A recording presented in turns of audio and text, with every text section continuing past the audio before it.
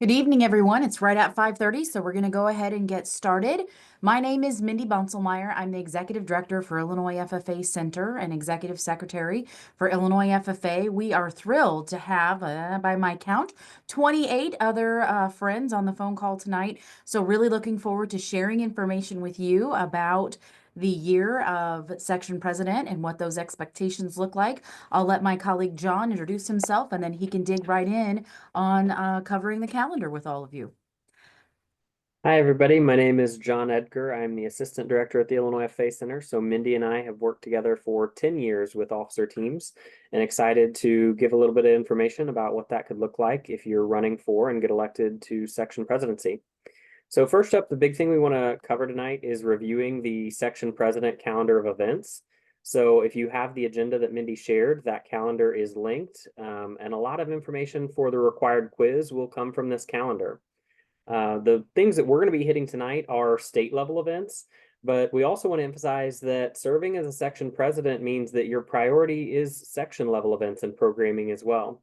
So while those dates and activities may not be on this form, it's important to discuss with your section ag teachers, your section advisor, to determine what the responsibilities and expectations are of you as a section president at the section level. And all of the events on this list, what we always say is you're expected to be at all the events, but nothing is truly required. If you have other academic or other conflicts at home or with work, you can miss some of these activities. But what the thing we emphasize too is a lot of these summer experiences are going to set you up for success throughout the rest of the year. So it is really important that you attend as many of those summer events as you can. A few of the summer highlights that we'll want to hit is that really most of the section president experience at the state level happens over the summer. And that is somewhat by design. We have tried to put as much as we can as far as training, state officer meetings, and experiences in the summer so that we're not having to take students out of school. Previously, there were a lot of meetings and trainings that took place during the school year, and that was challenging, and far more often students were missing. So now the summer is fairly full. And if you look in the month of July alone, we spend 15 days in the month of July. So half of the month together between Corn Congress, State Officer Meeting, and Leadership Camp. And so as we kick things off in the summer, we really start right after state convention. And so we're looking at the night after state convention, sticking around and transitioning in and out with the old team leaving and the new team coming in and getting some training from the last team as state convention comes to a close. Then as the summer moves on, we continue with a 5-day training in Carbondale for the July state officer meeting, where they receive ethics training and some facilitation training and advocacy training for the year. So again, that's a really critical meeting to attend for the trainings that you'll receive and understand what your responsibilities are for the rest of the year. Corn Congress, we'll get into some more details with that later, but again, that is a 5-day experience in Washington, D.C. in the month of July. And it's an all expense paid trip by Illinois Corn Growers Association, except for a $100 deposit that we require to make sure that all students that sign up end up going. And then leadership camp at the end of the month is an opportunity where section presidents will also serve as team leaders. So that is the final 5 days in the month of July, rounding out the 15 days there. And then shortly thereafter, we have about a week off, and then we return to State Fair, where we bring in all section presidents to work for 4 days with a state officer meeting, some more animal ethics training, setting up for the fair. And then Ag Day is that Friday of State Fair where we have all of our officers stay in town. And then it's up to section presidents from there what 3 days of the fair they work. But with those 4 days that everyone is there and the 3 days of voluntary or 3 days where you choose, that is 7 days total of state fair work. Throughout the school year, as we've said, we really try to keep the year open as much as possible so that you can focus on your schoolwork and so that you can focus on priorities at the section level. But a few of the major activities that we want to highlight are responsibilities for chapter visits. That is 1 week in the fall where we will collect responses from both the section president and the section ag teachers listing what weeks they prefer chapter visits to occur. And we'll take those combined rankings and assign a week. And then within the week selected, it is the section president's responsibility to work with all the advisors within their section to make a schedule of chapter visits to visit each and every chapter, as well as coordinate housing for the major state officer or more if you have the first week of visits, so that we have lodging for the major state officers. We do know that there are some conflicts and some families are not able to host a state officer during chapter visits. And if that's the case, please let us know. And we always have past state officers and some other connections throughout the state that we can help with housing, but it is primarily and first and foremost the section president's responsibility to make sure that housing gets taken care of for the state officer during that week as well. A couple other big items to cover throughout the school year is National FFA Convention. That is a 7-day trip for the Illinois State Officer team. We leave on Sunday and don't return until Saturday for some National FFA delegate experience and courtesy corps and other work out at National Convention beyond the typical 3 to 4 days that most chapters spend. And that will be a free trip for section presidents if they attend all of our summer events.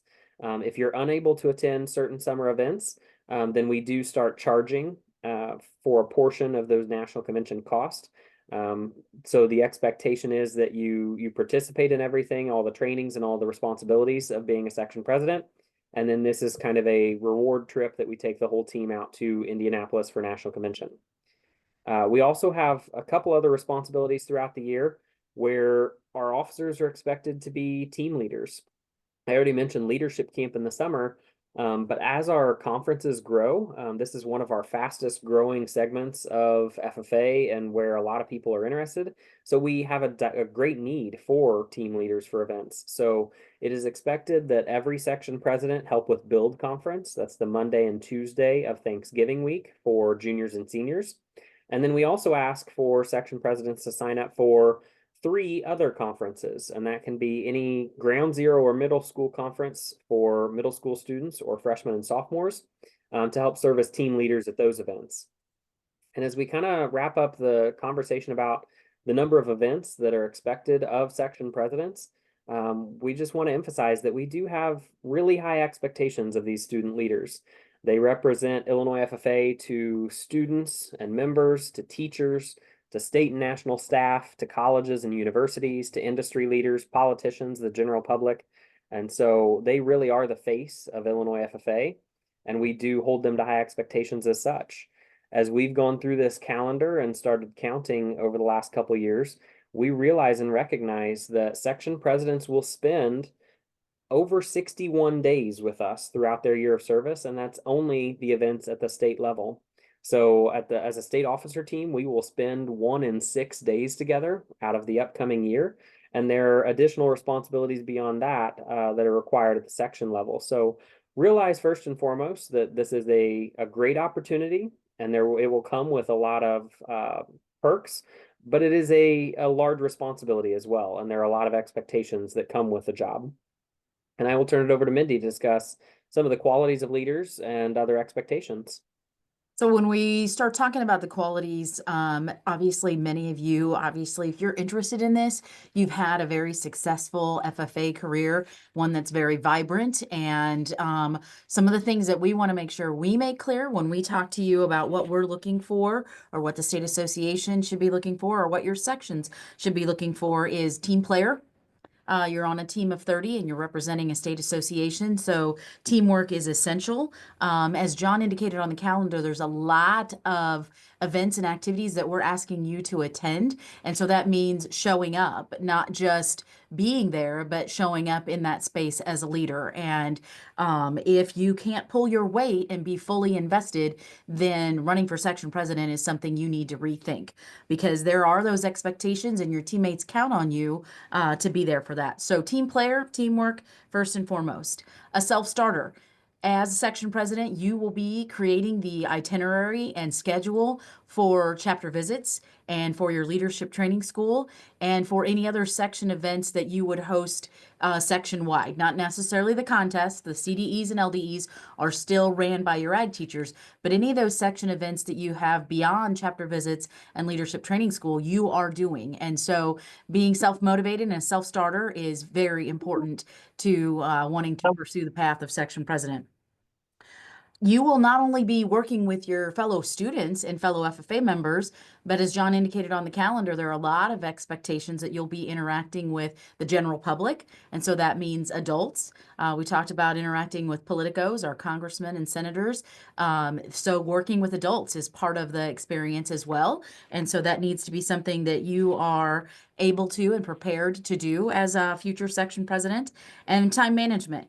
Well, not only do you need to manage your time wisely because so many things have been added to your calendar in this experience, but you also have to meet deadlines. There are going to be times when we are asking you to respond to an email that we send you to let us know if you are going to be able to work at Build Conference or Ground Zero Conference or one of our other events that we have throughout the year. And we correspond with you primarily through email. So managing your time, checking your email, and meeting deadlines is another key component to being a successful section president.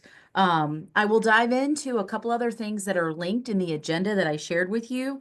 We linked in that agenda the Memorandum of Understanding, the State Officer Commitment Form, and the CARE document. I'm not going to read each of those to you, but I am going to ask that before you run for section president, you carefully study the expectations that we have on all three of those documents. If you open the Memorandum of Understanding, you'll see not only does it outline expectations that we have for you, but it also gives you a little glimpse of what we can offer to you. So for instance, if you've never been to FFA camp before, we do ask that the section presidents are group leaders for camp and that experience. And in that, it tells you approximately how many students are in your group, and it tells you that we're going to be staying in cabins. All lodging throughout the year is not only arranged by us and the state FFA office, so you never have to arrange or set up your lodging, but your lodging is also financially covered. We try to outline in that document of the Memorandum of Understanding the lodging expectations and how we will house you or room you together at our different events.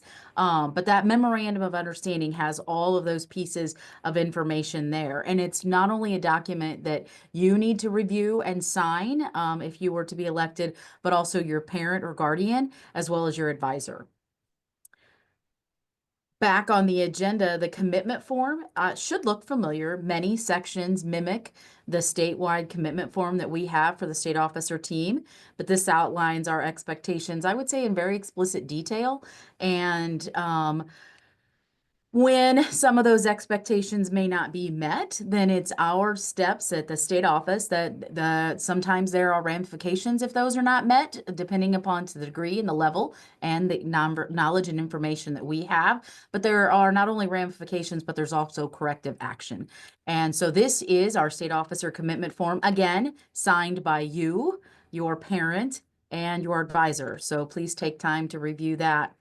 And finally, the CARE document, one that I know you're all familiar with because to be an active FFA member in Illinois, you have to have watched the video and signed this document. But this is the document that we really lean into our leaders about being very welcoming to all students, being respectful to all students, and creating a space that is not only welcoming and respectful, but one where everyone can grow and thrive in FFA and find their place, much like all of you have found yours.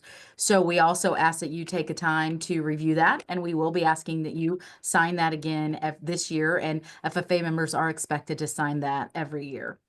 Those are our three documents that I wanted to specifically cover in that space.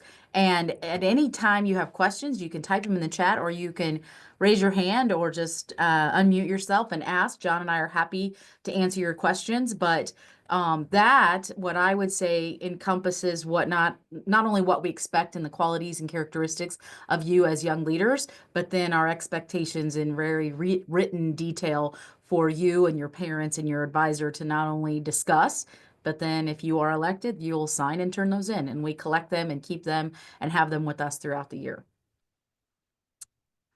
If there are no questions, then John, I'm going to bump it back to you for official dress and travel.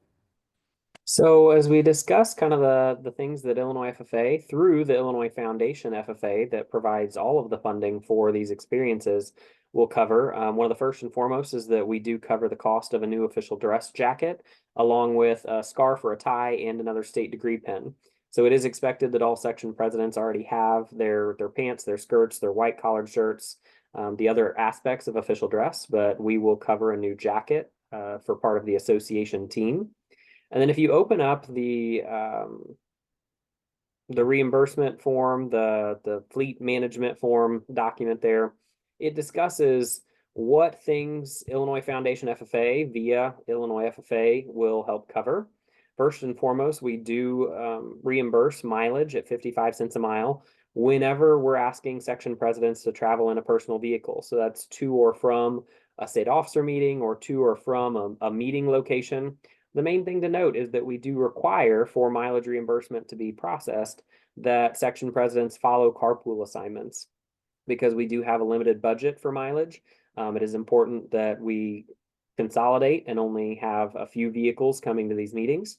If a student needs to arrive late to a meeting, leave early, they have other personal commitments that don't allow them to ride in the carpool assignments, we're always fine with that, but we won't be able to reimburse their mileage if they have to drive separately for those reasons. Other things outlined in this document, again, that we won't read, but expect everyone to take a look at later, is our fleet management policies. So the Illinois FFA Center does have a fleet of vehicles that are sponsored by different ag industry friends that provide a majority of the transportation for our major state officers.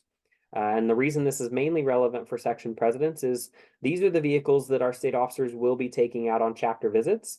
And so your section presidents may have an opportunity to drive the fleet vehicles while we're out in your local area on chapter visits. But these are our expectations when utilizing the fleet vehicles. Always responsible driving, keeping the vehicles clean and in good condition, and following all of our expectations for safe driving habits. We do have telematics on the vehicle that always track and tell us where the vehicles are at and how they're being driven and notify us of any issues that we should be aware of. The other thing that is also included in this document are the things that we do and we do not cover as far as reimbursement or financial support for officers. If you look at the top of the second page, it does indicate kind of the meetings or the activities that we cover and we support. It also indicates for meals. Anytime that we're out with a group, we typically pay for the meals directly.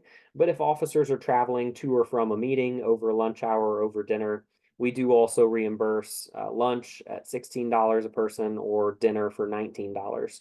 But that does require receipts to be kept and submitted with mileage reimbursement to be reimbursed. The bottom of the page is also crucial to note that there are some things that we at the state level do not reimburse for. And the first and foremost is mileage and meal expenses when you're conducting business at the section level. So again, there are a lot of expectations and things that the section may want you to do.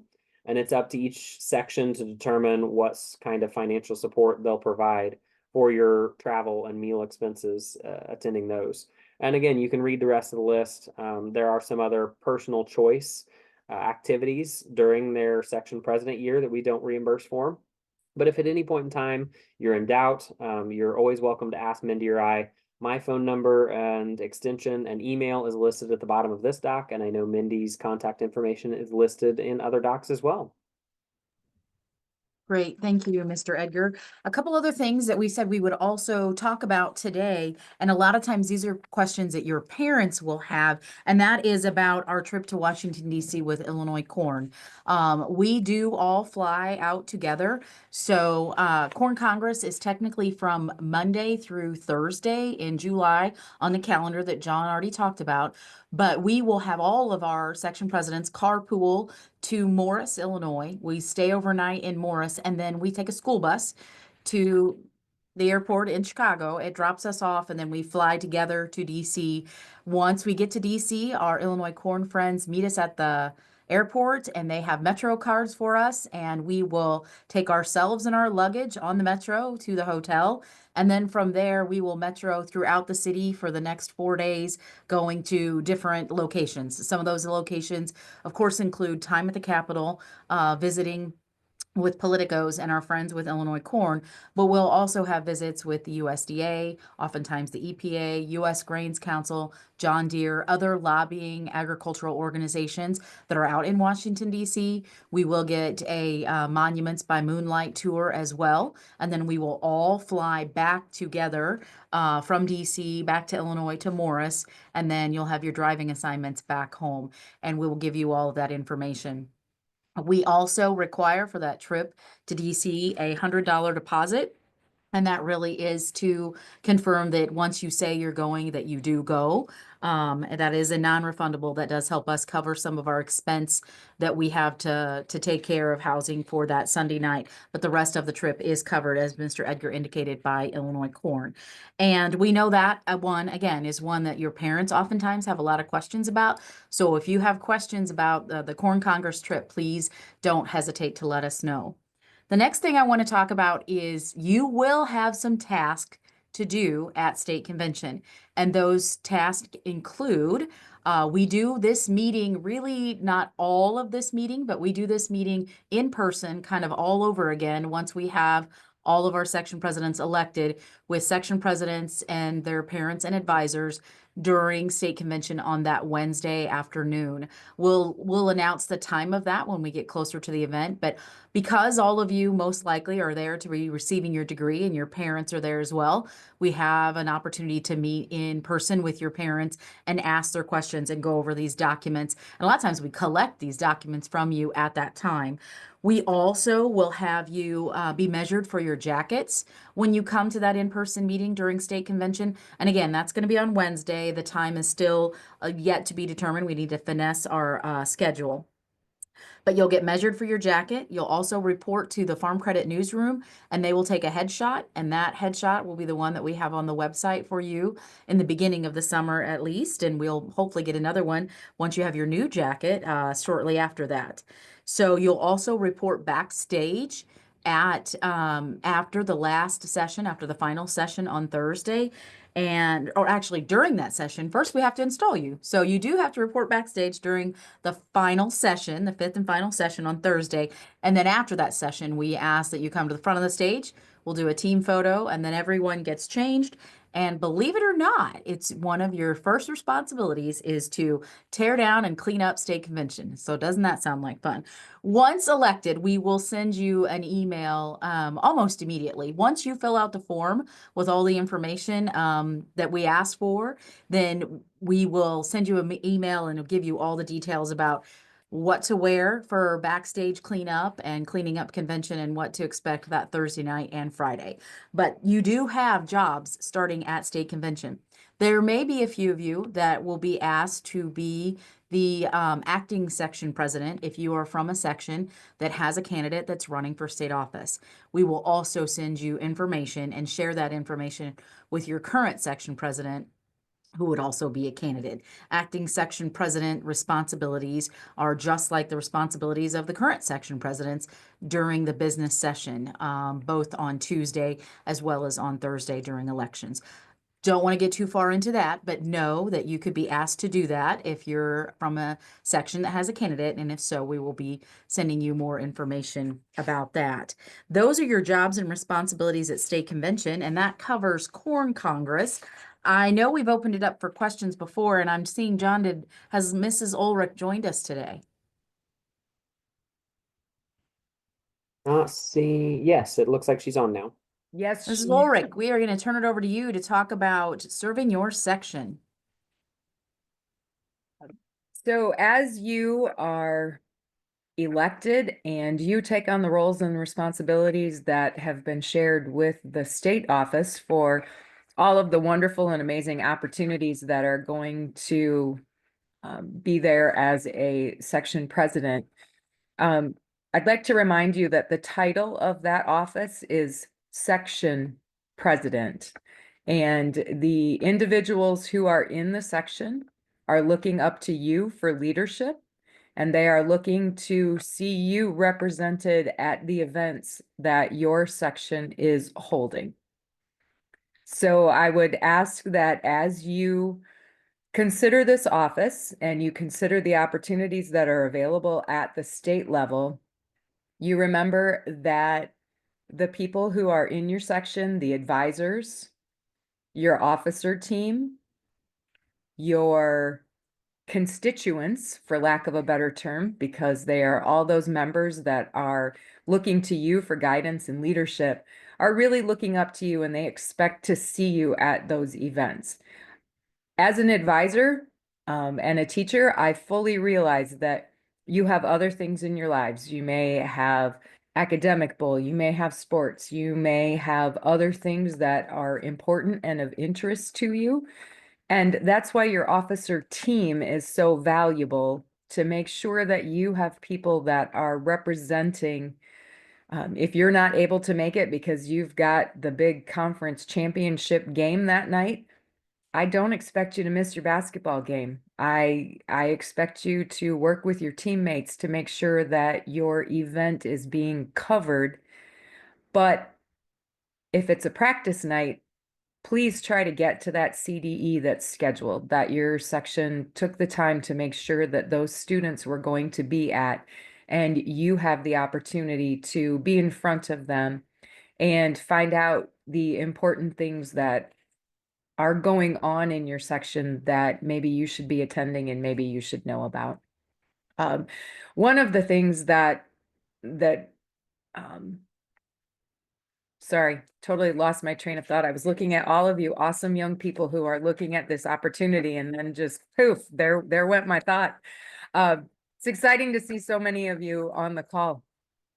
But one of the things, as you start to plan and you get really excited about what this role means for you, know that others are looking up to you, and that your actions, especially your actions in your home section, really speak volumes about how people are going to support you and how they're going to respond to you.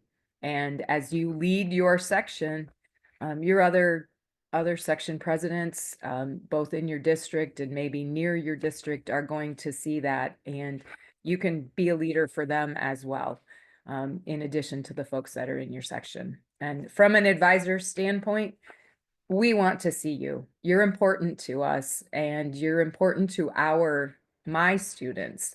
When they say, well, this year we didn't see so and so very often, or whatever year it was, and yep, they're busy. And well, why are they busier for this than they are for me? And so know that those thoughts are going back in the minds of those members that you're serving. So I would like you to think about that as you take on this opportunity.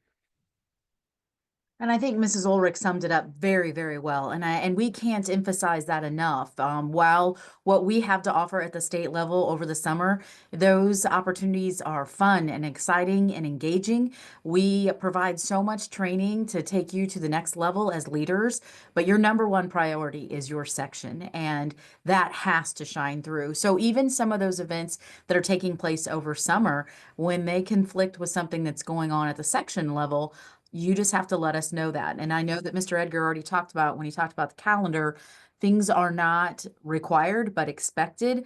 The sooner we know what conflicts you have, especially section conflicts, the easier it is for us to work around them and work with your schedule. So please know, first and foremost, is your section is your top priority and those members within it. I think we've covered a lot of details. I know that I mentioned the section president elections worksheet.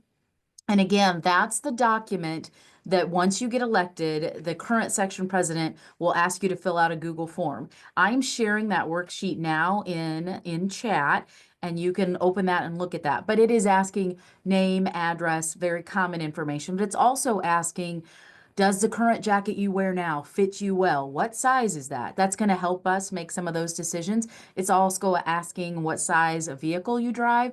Again, helping a little bit with driving assignments, but also helping us with chapter visits. So you can take a look at that. So if you do get elected, you know what information we are looking for.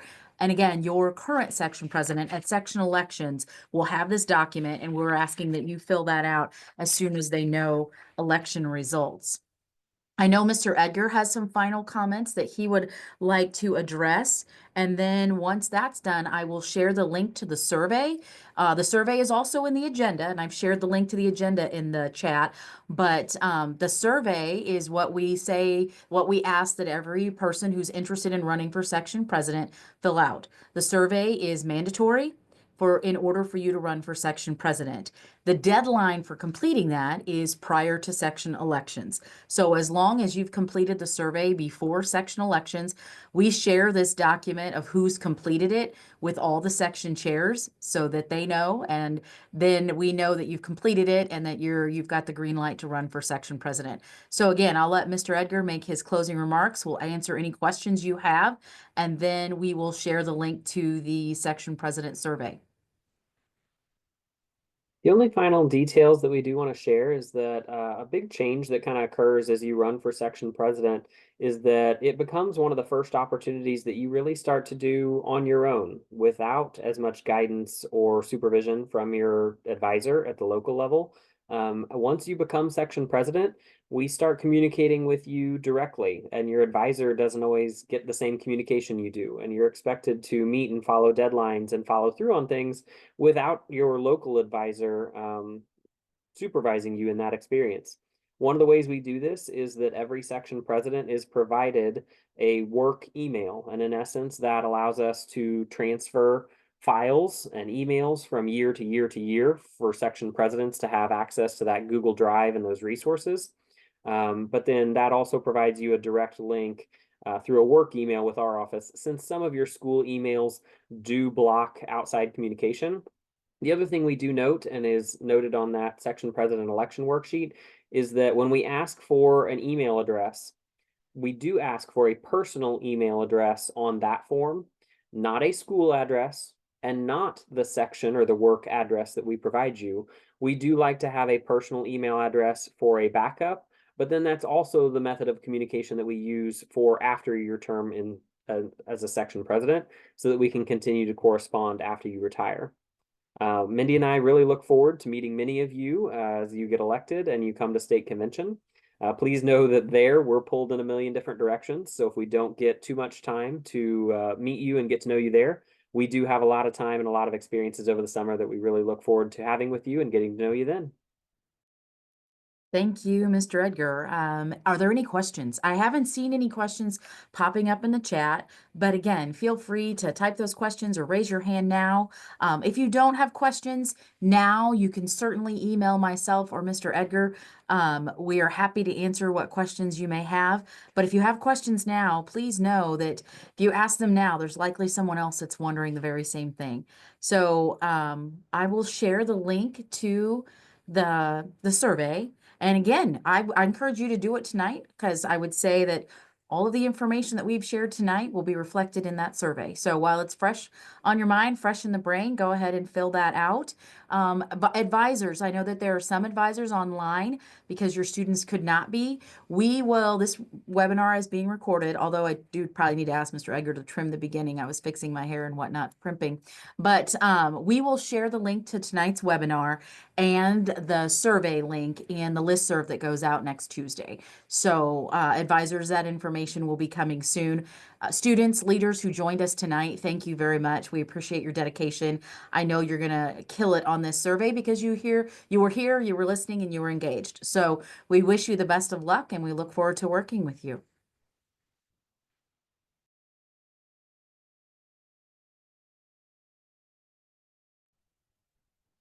And so if you can drop the call, we'll wait. So if you feel like you've got your information, don't have any questions, you can drop the call. If you want to stick around and ask a question after others leave, we'll hold on for a few more minutes, but otherwise you're free to go.